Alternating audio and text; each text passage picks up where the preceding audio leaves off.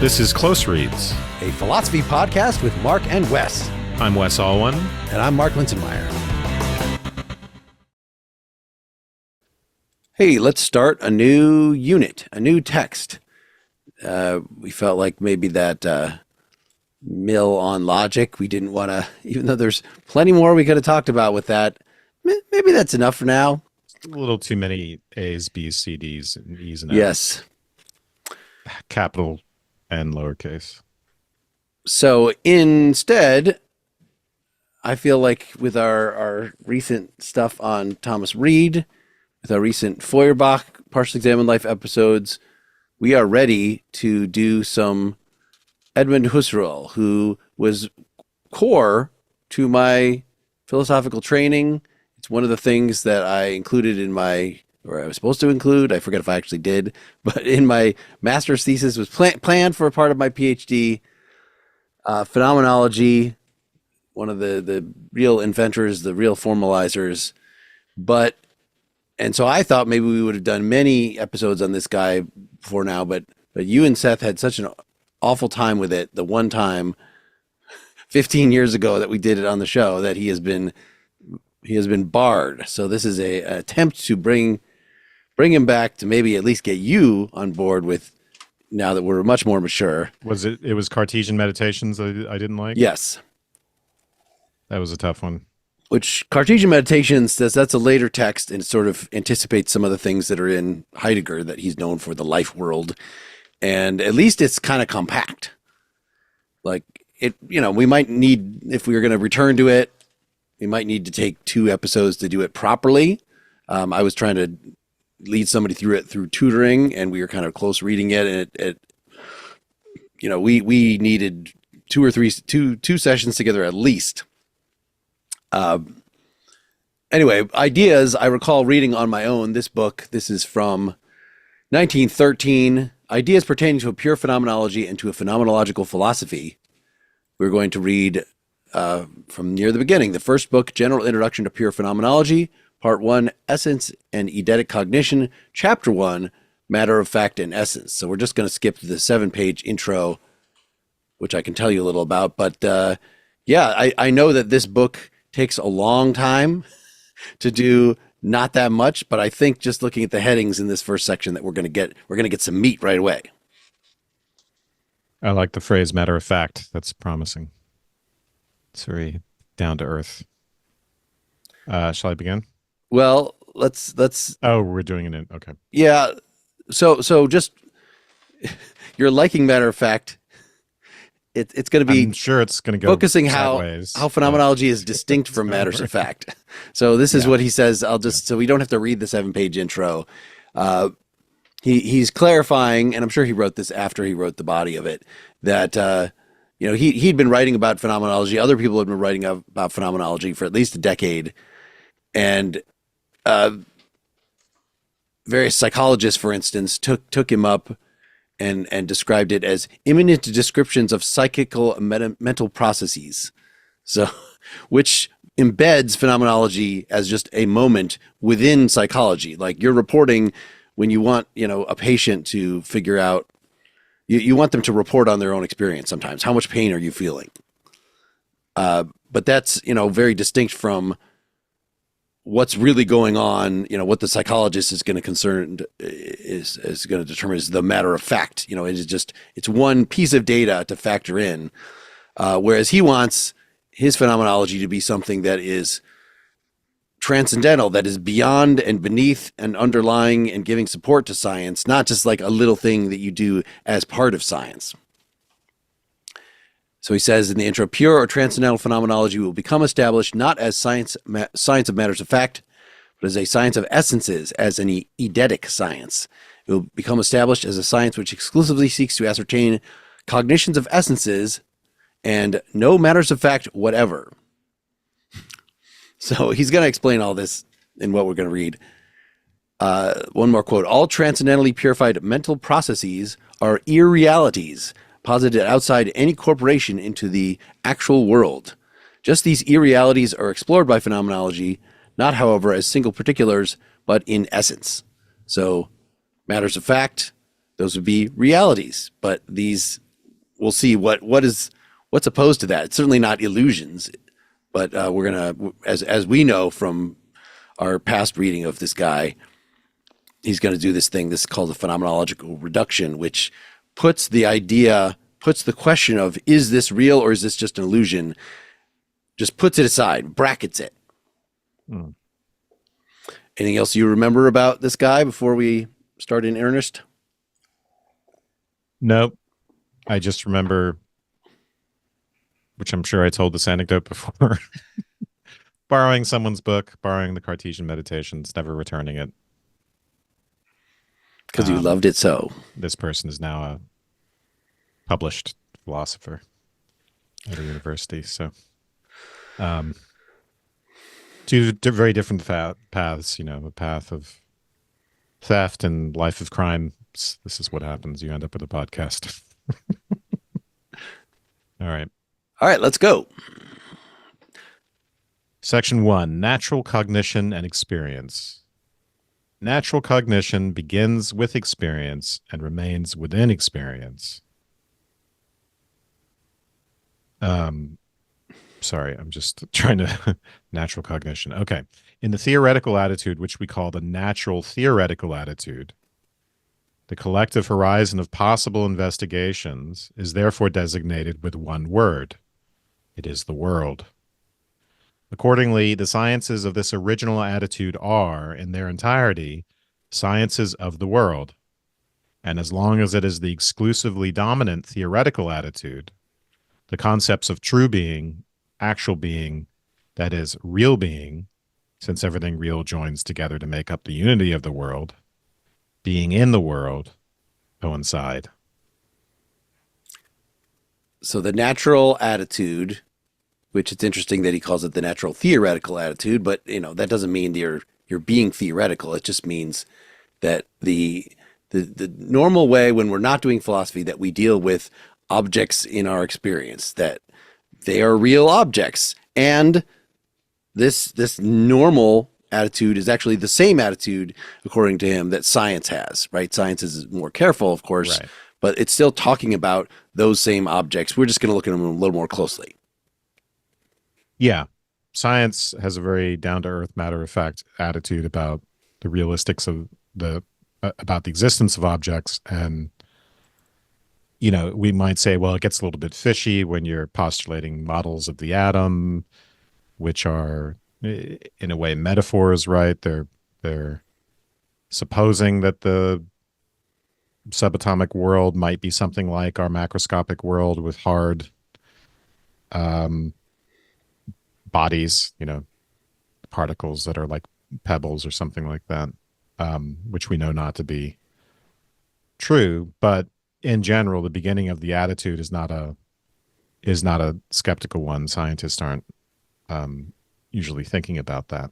There's just so I think probably the average scientist is a naive realist. Yep. To each science there corresponds an object province as the domain of its investigations, and to all its cognitions, that is, here to all its correct statements, there correspond as primal sources of the grounding which validates their legitimacy, certain intuitions in which objects belonging to the province become themselves given as existing, and at least some of them given originally. That's all one sentence. Originarily. I guess. Originarily. All right. So this is, he's going to have some long sentences here. Oh, did you want to stop and? I mean, I'm just wondering, what does that mean exactly? That there's some, within each science, it has its domain, and there are going to be some objects given in that domain originarily, whatever that is. So the domain, I think, is just the thing that, it's just what's being studied in a particular science. Biology has one domain and physics has another. I think what's given originarily, my hunch right now is that it's just the data. I think he might be getting here at the very distinction that I was just making. So certain intuitions are given as existing, some of them given originarily. I imagine that others are more theoretical as in models, but Yep. yeah. Go ahead. The presentive intuition, belonging to the first, the natural sphere of cognition, and to all sciences of that sphere, is natural experience. And the natural experience is presentive of something that is presentive of something originarily is perception, the word being understood in the ordinary sense. To have something real given originarily and attentively to perceive and experience it there's a lot of quotes here and it's not really clear why. Attentively to perceive and experience it in an intuiting simpliciter are one and the same. Okay, so we have sense. So I'd said data, in particular sense data, perceptions. We have originary experience of concrete physical things in external perception, but no longer in memory or in forward regarding expectation. We have originary experience of ourself and of our states of consciousness in so-called internal or self-perception, and that's not in quotes, randomly, so-called internal or self-perception, not however of others and of their mental processes in empathy. As belonging to them, we view the mental processes of others on the basis of the perception of their outward manifestation in the organism. I'm just going to ignore all these quotes going forward. It's just not helpful. Yeah. He's trying to kind of define these terms and say he's trying to make them a little foreign to us. That we have to realize that even though he's talking about the natural attitude, these are theoretical terms within the sphere of the natural attitude. Well, I think also he probably thinks they have an ordinary usage, but they're more problematic than they seem. So in a way, they're warning quotes, I think. But yeah, empathy, which I've never personally experienced, empathy, supposedly people have. This empathic viewing is more particularly an intuiting, a presentive act, although no longer an act that is presentive of something originarily. So that's interesting. So yeah, it is empathy. Is it drawing a conclusion? Well, no, it's not just like I perceive the color and shape of you in front of me and I conclude using my reason that you are there and you have feelings.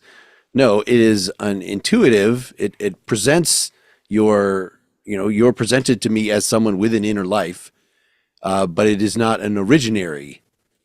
Yeah, that inner life is the object of inference. He said in the previous paragraph, it's based on the outward manifestation in the organism. So your facial expressions, what you say, your vocal intonations, those aren't me directly perceiving your inner life the way I would perceive an object. I make inferences from that to your inner life. This is basically, he's talking about the problem of other minds in a sense.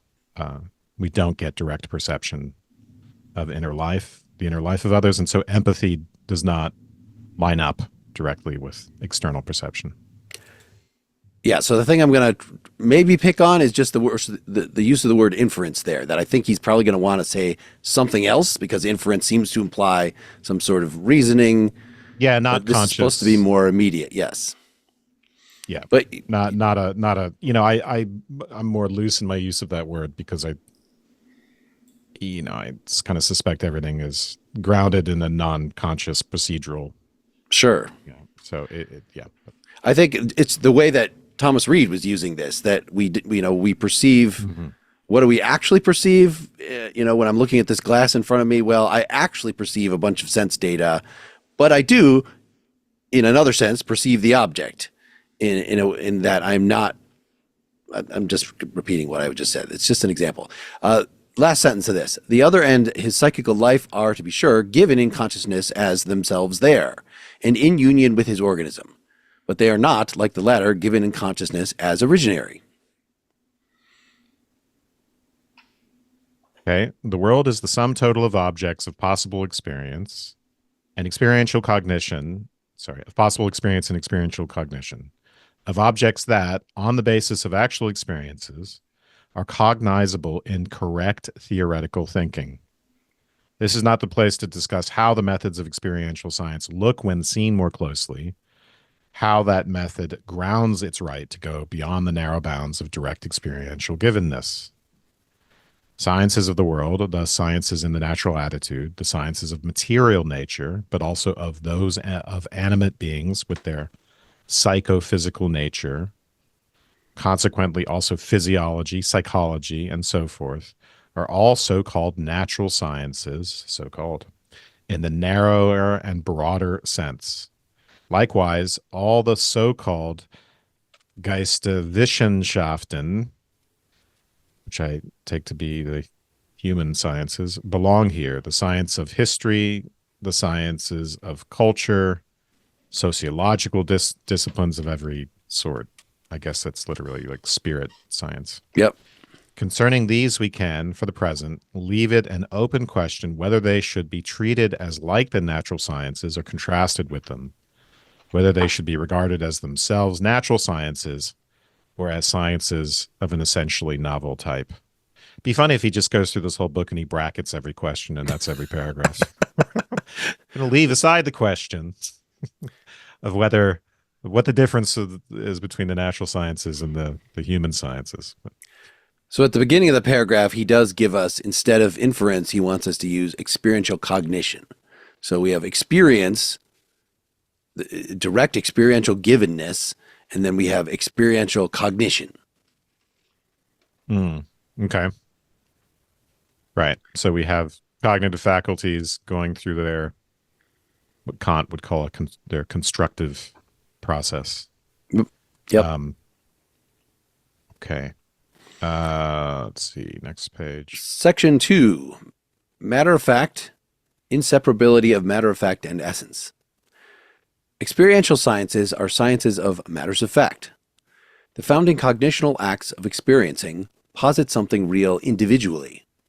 They posit it as something factually existing spatio-temporally, as something that is at this temporal locus, that has this duration of its own, and a reality content with respect to its essence, could just as well have been at any other temporal locus.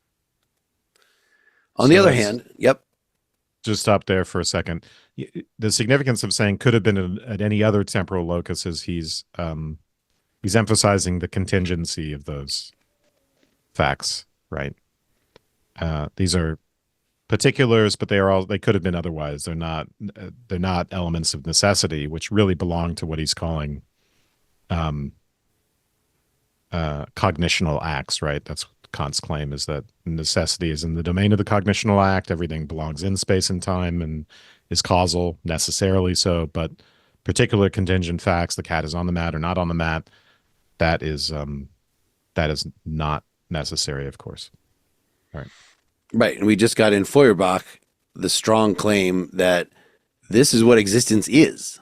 There is no existence that is not at a spatio-temporal point. Exactly, yeah. And that of course has a long history. So universals in a sense don't exist if your criterion, Platonic universals, if your criterion of existence is spatio-temporal location. And I think Plato would have, in a sense, been good with that. He could have said they are real, even if non-existent in a weird way. But I don't want to get off on that sidetrack. On the other hand, it is posited as something that is at this place in this physical shape, or else is given in union with something organismal having this shape, whereas the real something considered with respect to its own, whereas the same real something considered with respect to its own essence could just as well as be at any other place and have any other shape, could also be changing, though it is in fact unchanging, or could be changing otherwise than in the manner in which it is changing in fact. Individual existence of this sort is, quite universally speaking, contingent. Of every sort. You said this yes, of every sort, quite universally speaking, is contingent. It is thus, in respect to its essence, it could be otherwise. Even though the definite laws of nature obtained according to which, if such and such real circumstances exist in fact, then such and such definite consequences must exist in fact, such laws express only de facto rules, which themselves could read quite otherwise. Moreover, they already presuppose, as something pertaining from the start to the essence of objects of possible experience, that objects of possible experience which are governed by them are, considered in themselves, contingent. Okay, so he goes on from talking about contingent matters of fact, which we already explained, but he's going to say that the laws of nature are themselves contingent, which is not an uncontroversial way of looking at this, right? I'm thinking about essentialists, like the recent episode that we did, and wondering if they would say that. So it depends on whether you see the laws of nature as emanating from the essences of things, in particular from their dispositional natures, to whether it's kind of hard or welded to the properties of individual things, or whether they're more abstract and kind of hover above a material universe that we could legislate in one way or another.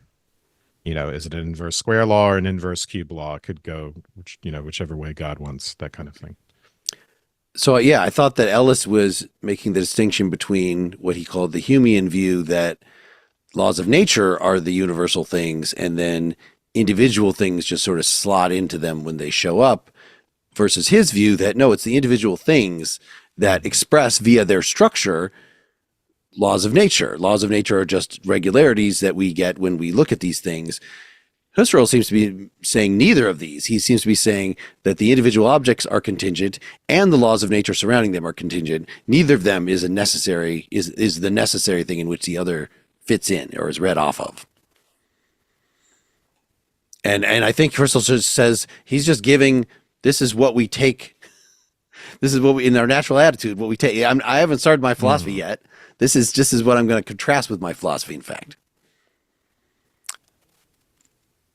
Or, a part of experience. Let's look at the last sentence here again. They presuppose pertaining from the start to the essence, as something pertaining from the start to the essence of objects of possible experience, that the objects are contingent. Pertaining to the essence. I'm a little unclear what he's doing there. They presuppose that objects of possible experience are themselves contingent. I get that. Well, maybe he is agreeing with Ellis, that for Ellis, right, it's still not the case that this individual object has to be there. This individual hydrogen atom has to be there. That's contingent. But if it is a hydrogen atom, then by virtue of its essence as a hydrogen atom, then it will have certain laws that can be read de dicto off of it, right? So I think actually he is stating Ellis's position exactly. All right, I'm not so sure. I'm reading but, this right. I think we'll have to. Yep. Yeah, we'll have to continue reading. Is it my turn? Yeah. But the sense of this contingency, which is called factualness, is limited in that it is correlative to a necessity which does not signify the mere de facto existence of an obtaining rule of coordination among spatiotemporal matters of fact, but rather has the character of eidetic necessity, and with this a relation to eidetic universality. When we said that any matter of fact, in respect of its own essence, could be otherwise, okay, so maybe any matter of fact could have involved different essences, all right?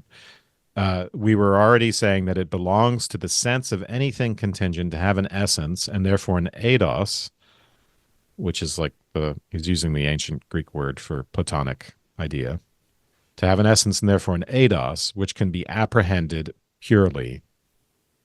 And this eidos comes from under eidetic truths belonging to different levels of universality. An individual object is not merely an individual object as such, is this here, an object never repeatable, as qualitied in itself, thus and so. It has its own specific character, its stock of essential predicables, which must belong to it, as an existent such as it is in itself. In other words, in itself, if other secondary relative determinations can belong to it.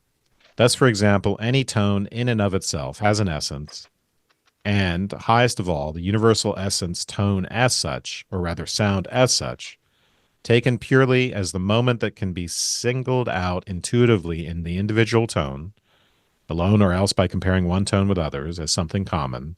In like manner, any material thing has its own essential species, and highest of all, the universal species, any material thing, whatever, quote unquote, as the species, with any temporal determinations, whatever, any duration, figure, materiality, whatever. Everything belonging to the essence of the individuum, another individuum can have too. And highest eidetic universalities of this sort just indicated in our examples delimit regions or categories of individua. All right, so let's go back. That's I was hoping just getting through the paragraph might clarify it, but I'm a little bit confused. I felt like that was pretty pretty clear that he's just pointing out that things actually do appear to us as having essences. They appear to us, this is exactly what Ellis says, as having a primary category in which they exist, and that will determine the way in which natural laws apply to them. Yeah. I mean, for Ellis, most things don't have essences, right? So even a rabbit doesn't really have an essence. It kind of has it belongs to a cluster. Anyway, it's a more complicated theory, but the rabbits are real things, and we can single them out, and that's predicated on lower level essences like hydrogen atoms.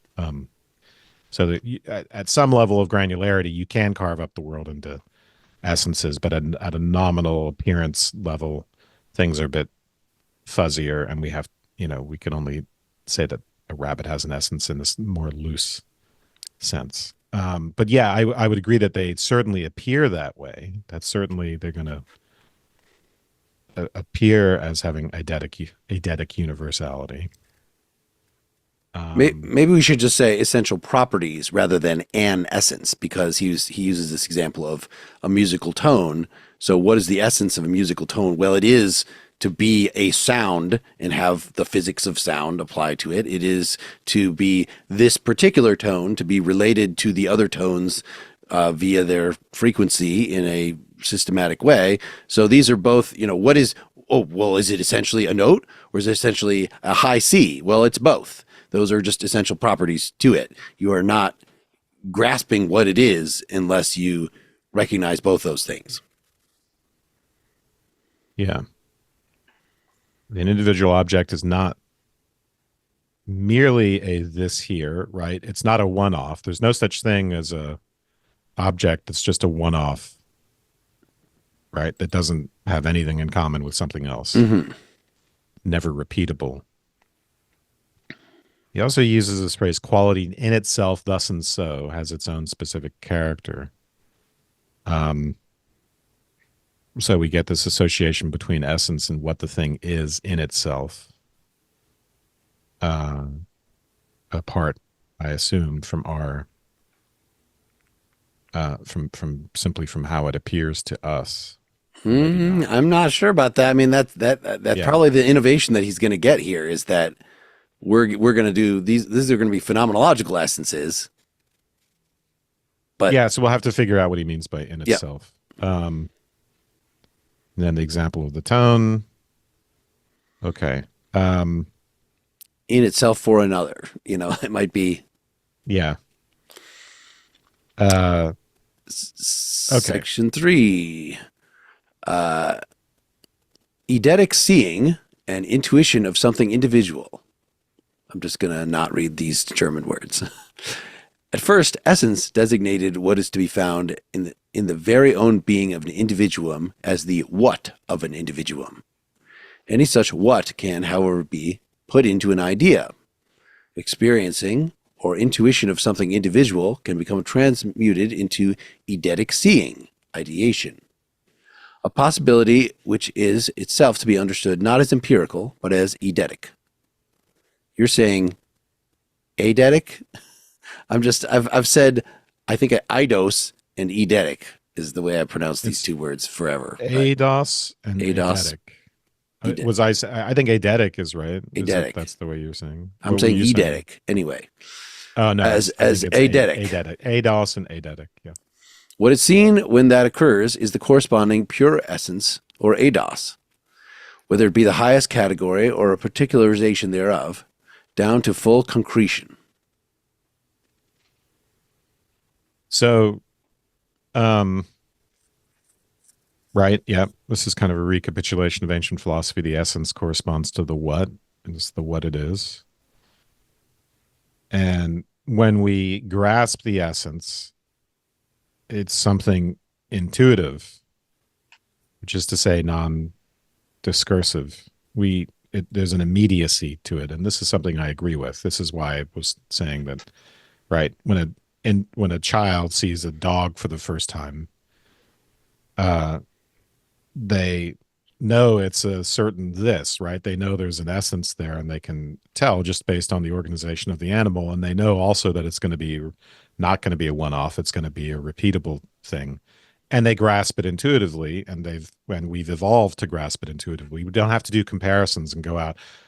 Oh, there's a swan. Let me go and see if there are other swans that are white too and have these problems. That's not the way it works. We intuit the eidos immediately. That I find very plausible. Calls it eidetic seeing as well.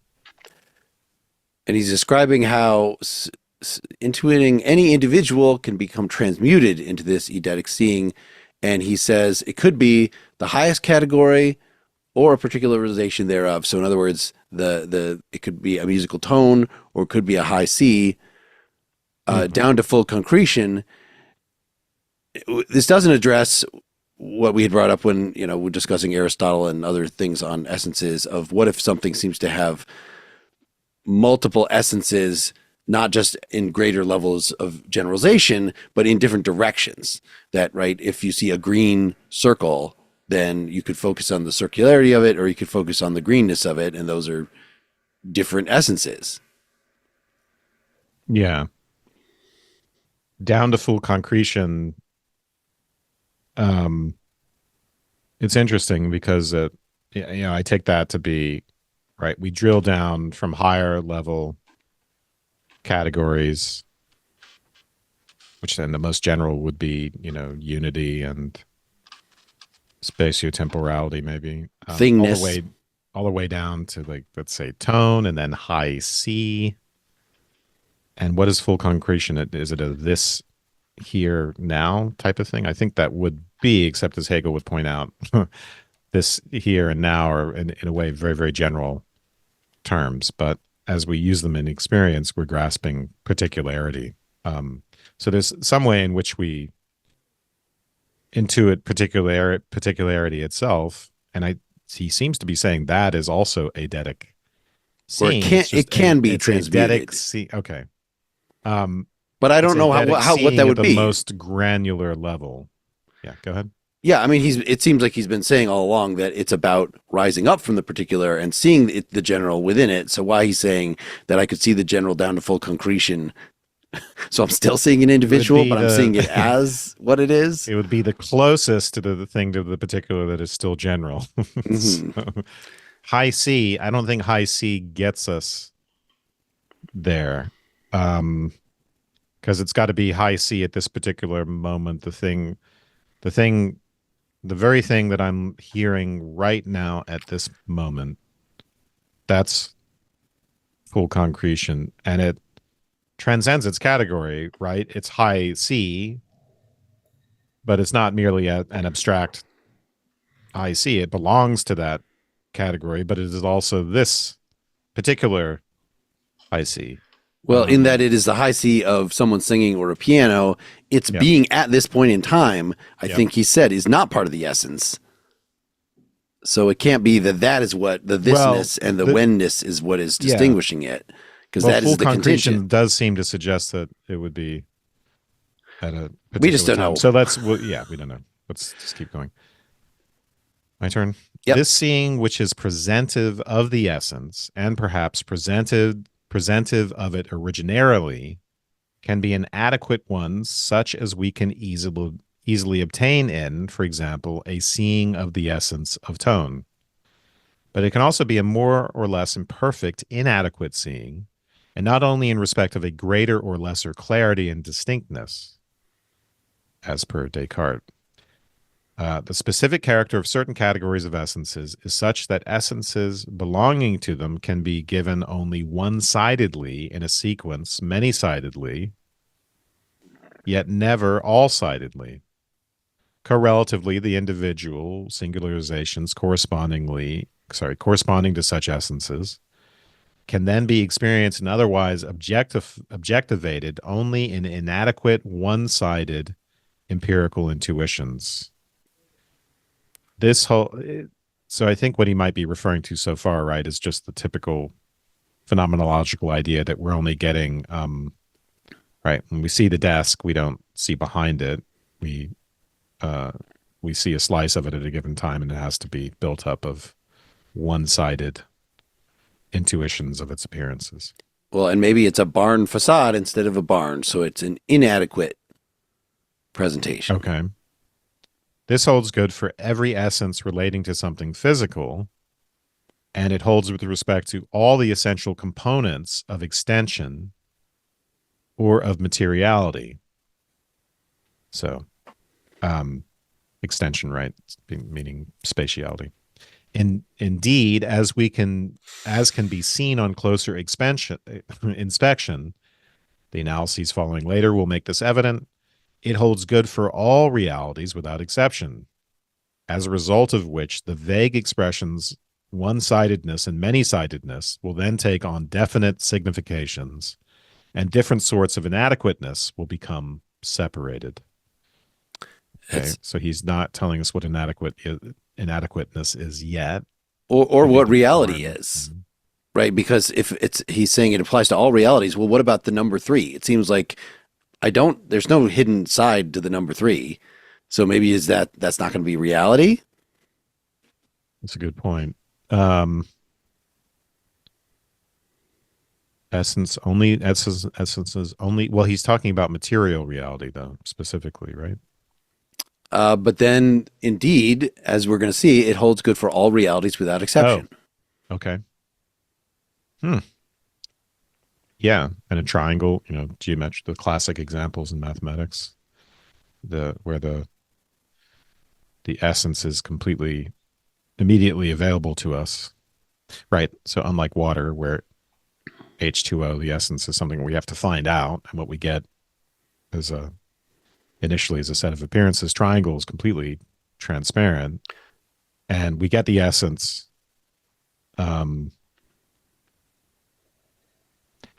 It's an abstraction, though, right? So the triangle that I draw on the sand, of course, is not.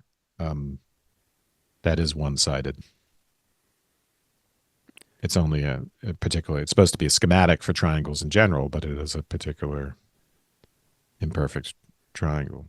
So, could it be that he's actually going to argue against the triangle being transparent? That the eidetic, the ideated triangle, that the fact that we could discover the Pythagorean theorem about a right triangle means that there are at least essential qualities that we don't immediately see. And maybe that's just true, right? Every relation of a number to every other number, including the hard ones, logarithms and square roots and things, is going to be an essential property of it. So yeah. That's a good point. I mean, maybe this is kind of implicit in the a priori synthetic, right? What we do in math, according to Kant, is not a priori analytic. We're not just doing conceptual analysis. We're discovering something new, and that new is predicated on the cognitive faculties of spatial intuition, for instance. And so, yeah, when we discover the Pythagorean theorem, we're discovering something new that wasn't immediately apparent when we started. So, yeah, I think that's a good point. There is a one-sidedness. All right. Was it me? For the present, it is sufficient to point out that it is essentially impossible for even the spatial shape of the physical thing to be given otherwise than in mere one-sided adumbrations, and that regardless of this inadequateness, which remains continually, despite all gain throughout any course of continued intuitions, each physical property draws us into infinities of experience. that every experiential multiplicity, no matter how extensive, still leaves open more precise and novel determinations of the physical thing, and it does so in infinitum. So here we're not talking about abstract triangles, we're just talking about physical things, sure. So the desk again, yep. We get one-sided adumbrations, perceptions of it from different angles at different times. Cognitively, we're right. We grasp it as this three-dimensional in itself figure that we possess in a way from all sides, but experientially we don't. And he wants to say here that the possible angles that we can get on the object are without limit. They're infinite. Is that true?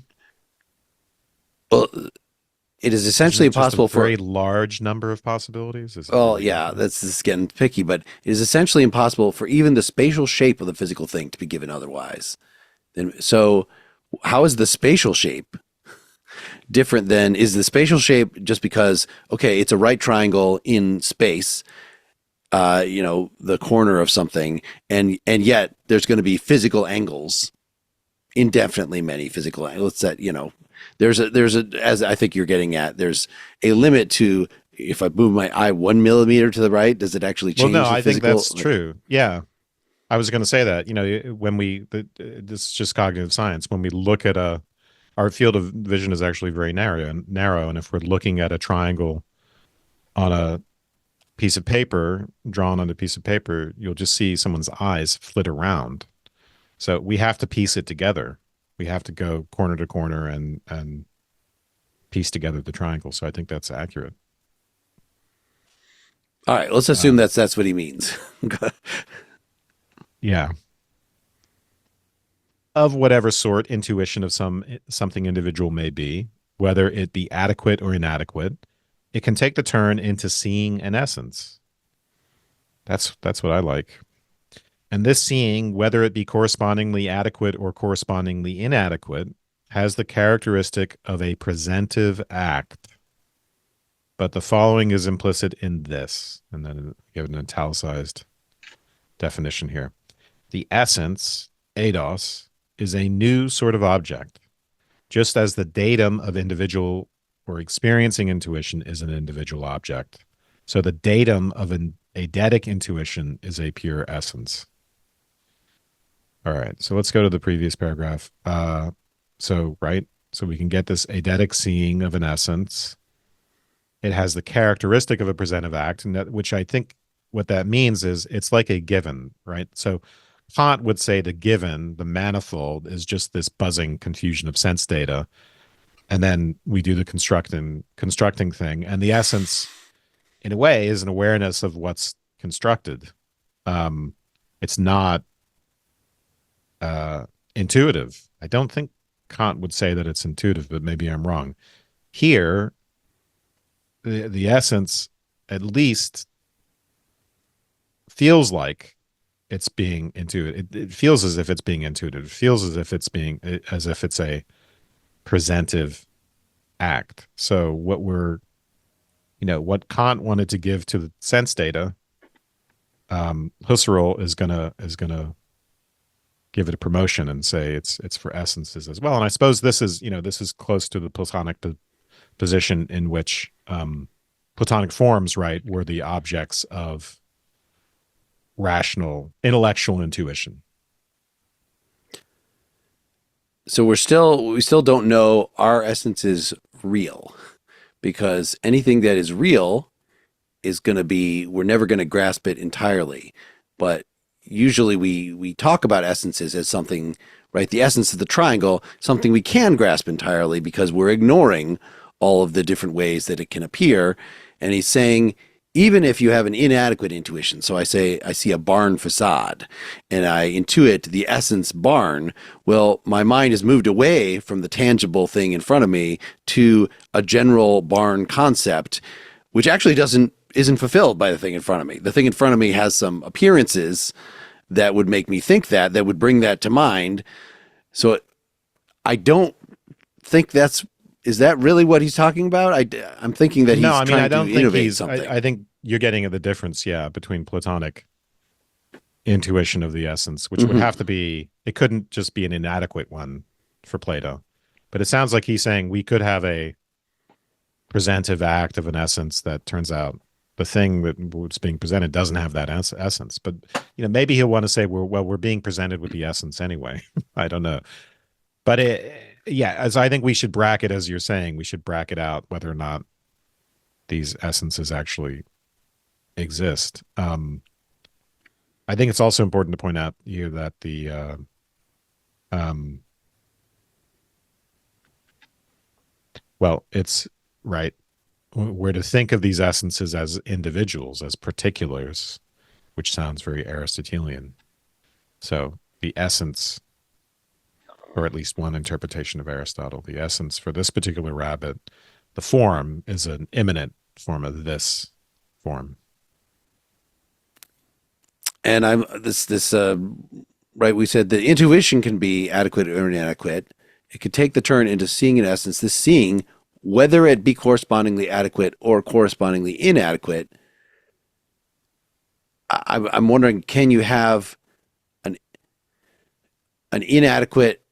Either you have an essence or you don't have an essence. It seemed like if essences were simple and transparent, but maybe we're going to have a new sense of essence in which I'm grasping the essence of something, but even the essence itself, like a physical object, is going to have many possible sides to it, more and more facts you could know about it. Again, thinking of the essences of the number two, not just as this prime definition of it, but all the relations it has, all the essential relationships it has to everything else. So that would be an inadequate way of holding an essence if you just don't have enough of it in your mind to really get the idea. I mean, so if you just saw a person as primarily an animal, well, you're ignoring all the inner life of it. That's an inadequate presentation of its essence, even though you're definitely recognizing this is a person. It's just that you are, deficient and you don't know how to see people. Yeah, you're reminding me here of Kripke, actually. So because what we do is we grasp that things have essences, but we don't fully grasp the essence. So even in the case of the tiger, for instance, we see the the stripes actually don't turn out to be a essential property. They're what Kripke called a stereotype, and they're a fixing mechanism. They allow us to rigidly designate this thing as having an essence. But if we found out that the stripes weren't essential, by finding some other subspecies or whatever, that's okay. The true essence of tiger is actually more complicated. So in the stereotype, we get a one-sided picture of the essence, but we do get something very important, which is we know that this thing does have an essence. It's not just a heap. It's a real unity. So for Kripke, our essences or apprehensions of essences presentational. Yeah, I mean, that's a good question. And how does this square with, I look at the triangle on the paper and my eyes flit around. We wouldn't do right. We know we cognitive science looks more Kantian, right? And we know, right, just to even see an edge, the brain has to do all sorts of things, right? Certain specific neurons are responsible for edge detection. It's really weird, actually, how it works in the brain. Is that feels more discursive, just that description. How does that amount to a presentation, to an intuition? I don't know. Let's keep going. Not merely an external analogy, but a radical community is present here. Seeing in essence is also precisely intuition, just as an eidetic object is precisely an object. The universalization of the correlatively interrelated concepts, intuition and object, is not an arbitrary conceit, but compellingly demanded by the nature of the matters in question. And there's an author's footnote. I wonder if we should read that. How hard it is in our day for psychological investigators to appropriate this simple and quite fundamental insight is shown in an exemplary manner by somebody surprising polemic against my doctrine of the categorical intuition in his book, which has just reached my hands. I regret being misunderstood by the distinguished scholar. A critical reply becomes impossible, however, when the misunderstanding is so perfect that nothing remains of the sense of one's own assertions. I love that. Get your digs in the footnotes. That's a good place to do it. You're going to be nasty. Do it in the footnotes. Unlike Marx, who's just nasty everywhere. But sorry. Empirical intuition. All right, so this is supposed Yeah. to, before you move on, okay, this is Sure. supposed to be simple and fundamental insight, but it, and that is that in seeing an essence as an intuition, and the universalization is not an arbitrary conceit, which seems to be kind of an anti-social constructionist or constructionist point of Yep. view, right? Okay. And that an eidetic object is precisely an object. So I think maybe I'm right that an eidetic object, like a physical object, is going to be transcendental or transcendent. Okay. It's going to have more sides than we see of it. Empirical intuition, or specifically experience, is consciousness of an individual object. And as an intuitive consciousness, it makes this object given. As perception, it makes an individual object given originarily in the consciousness of seizing upon this object originarily in its personal selfhood. Oh my gosh. Oh, I love it. I love it when objects get subjectivities, like with Feuerbach. I like that way of understanding. Just like things have to think themselves, right? In order to be in themselves. Go ahead. Well, I feel like we should stop there because I'm not sure if I understand this to be saying what you just said. I know. I'm not. It makes an individual object asserting given that seriously. originarily in the consciousness of seizing upon this object originarily in its personal selfhood. So maybe this is getting at what it is to see an eidos in an individual, right? It's not transcending the individual. It's you're grasping it in its selfhood that it has, right? An individual essence, Aristotelian essence. That's its selfhood. I think this is related to the concrete thing when he was talking about what was it? Concrete particularity. I forget how he put it, but right.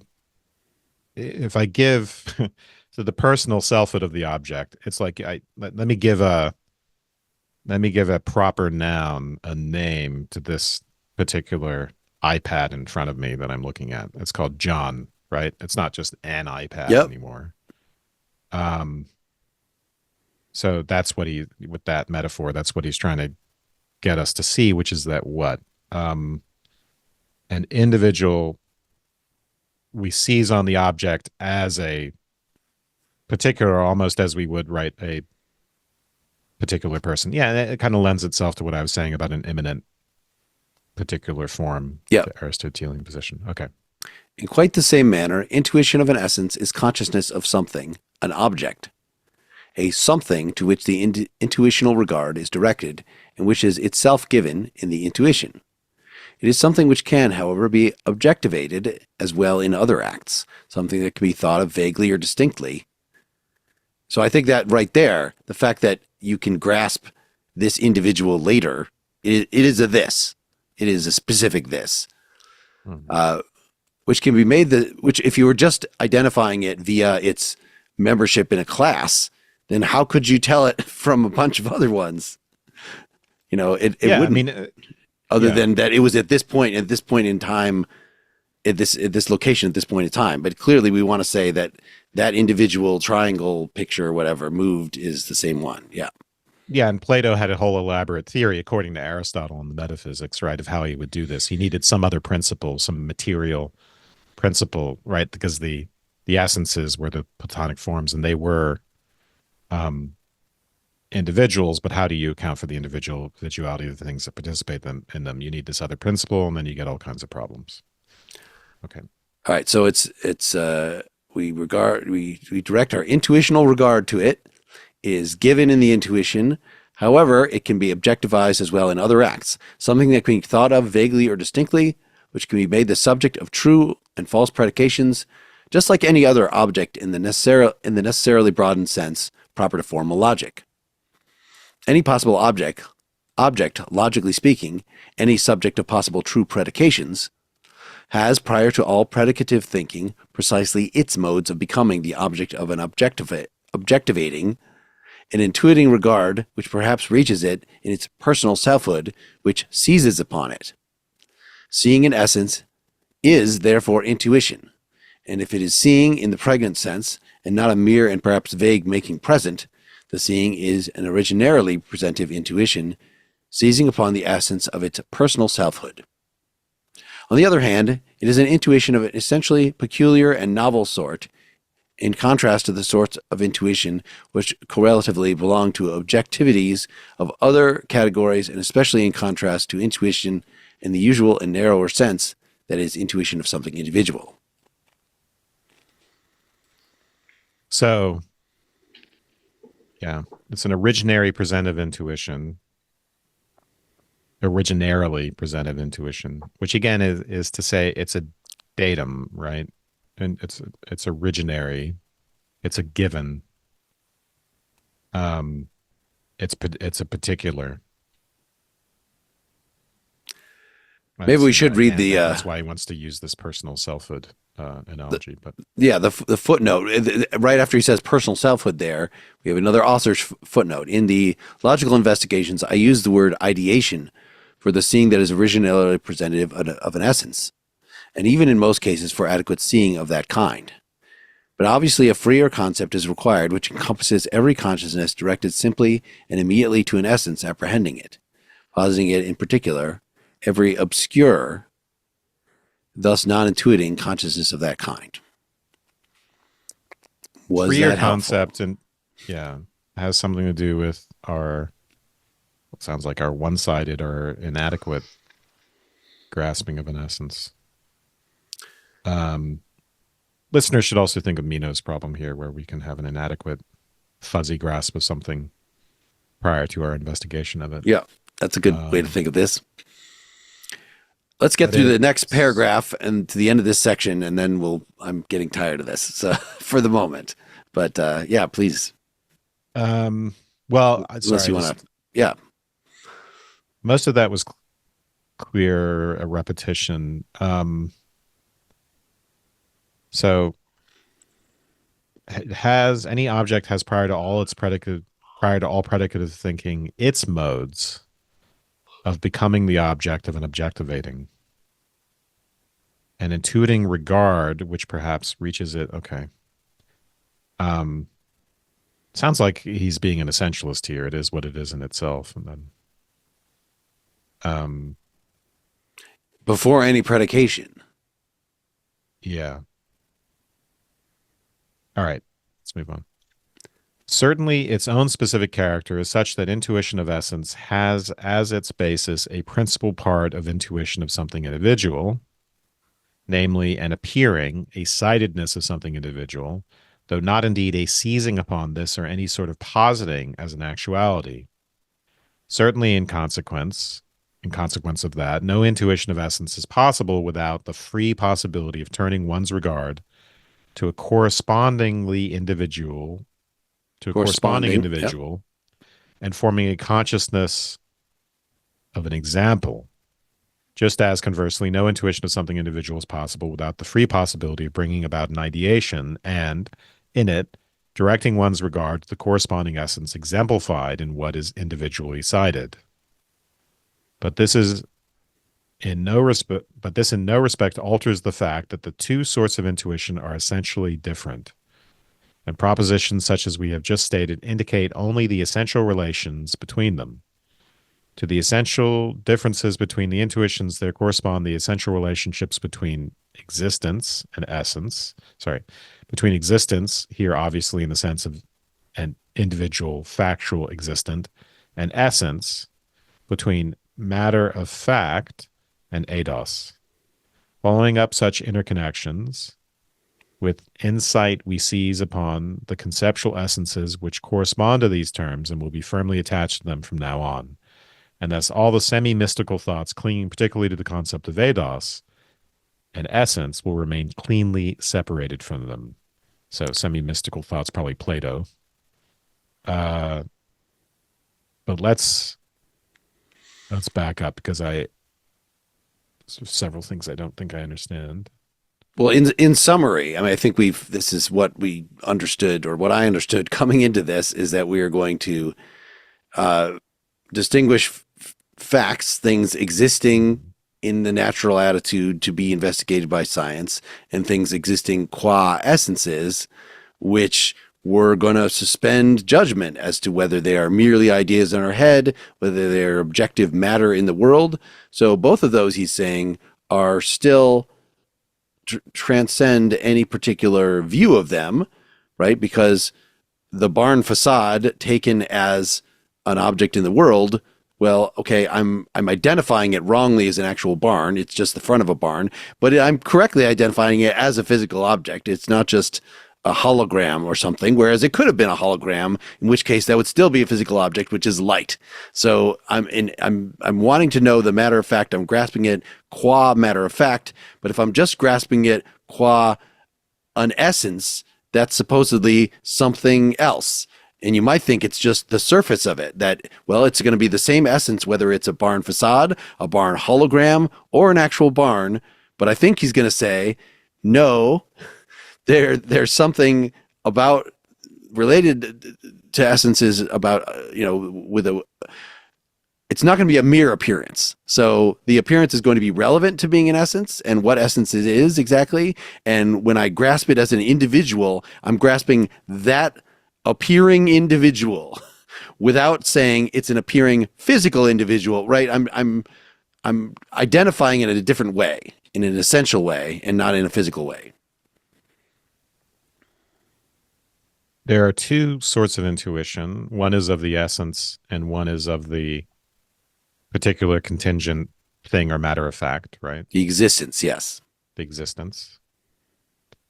The intuition of essence has as its basis the intuition of something individual. So we're not going to be able to intuit essences except via our intuition of individual things. Yep. Okay, that's important to know. And then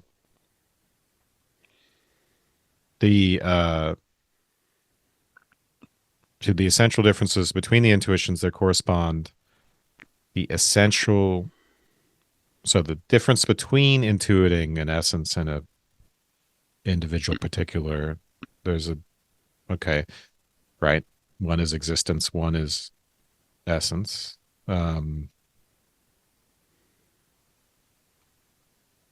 Okay. And then the thing at the end, it sounds like he's promising something in the future, following up such interconnections. He's going to clear up any sort of Platonic impulse to say there's a separate world of Ade or Ados's forms, ideas. Is that right? Right. Is that how you? Yeah. So we're taking the individual and we're transforming it, not because we're looking beyond it to an essence, but we're seeing an essence, right? An immanent essence. We're taking it essentially. Seizing it. Seize the essence. We're seizing it essentially, which seems like it does involve recognizing what concepts it falls under, recognizing what its essential properties are. But even those are somehow not picking out something in a physical objective world, or not making ontological claims about it. We have yet to see where this leaves ontology, right? Where this leaves the word existence, right? He said existence here, obviously in the sense of individual factual existent. Okay, but he's put that in quotes, that what he's going to want to say is that anything that is an object, well, we could say it, insofar as it fits into a logical formula, a predicate can be applied to it. Well, it's going to be it's going to have that sort of existence. But, as the philosophers, he was very much aware of Frege and Meinong and those guys who were talking about, subsistence. Didn't we read Meinong for we talked about Closereads? I don't know if we did. No, we didn't read Meinong for Closereads. No. Okay, maybe we just did look at it briefly to consider, but that was Meinong's said. Well, if you can talk about it, if you can say the unicorn does not exist, this will say, well, the notion of the unicorn, because I'm taking it as the object in my sentence, that I'm taking the object in my thought, it subsists, it doesn't exist. So philosophers have ways of saying it exists, yet it doesn't exist, just because we're going to, be very picky about what existence means. And so clearly, we're going to have an essential realm that you could still do ontology in, and you could do a physical realm in which you could ask, does this unicorn exist qua physical object? Well, no unicorns exist qua physical object. There was a time when analytic philosophers were terrified of words that did not have reference with a T, and then Russell cleared that up with definite descriptions, right? Yep. So you could have a sentence with a noun that had no referent, but you could clear it up by treating that sentence as two claims, right? The King of France, the present King of France is bald. There's an existential claim that he exists, and then there's the claim that he's bald, and that made them feel a lot better about all that. Well, I don't know about you, but I feel good about picking this text. Obviously, we've only gone through a tiny bit of it, and we'll definitely go through a tiny bit more in the next session or two. I want us to at least get to the phenomenological reduction if we can, but I'm sort of flipping through, and maybe we're just going to keep talking about essences until we run out of energy. We get the here. essence of it, or the gist. I think this is difficult enough that if we were covering this on PEL, we might still be bogged down this slowly, or close to this slowly. It would be just as difficult. So this seems like a good format for it. I want to correct myself. I think we have gotten the gist, but we haven't yet gotten the essence. We have an inadequate essence. The phenomenological gist. I think the gist is the word you should be using, instead of inadequate grasping or whatever. I think that's a great name for a podcast, name for a book, The Gist. I think that's definitely. I have to look up and see if that exists already. That's what we should have called this podcast, The Gist. All right. Bye-bye, everybody. Bye.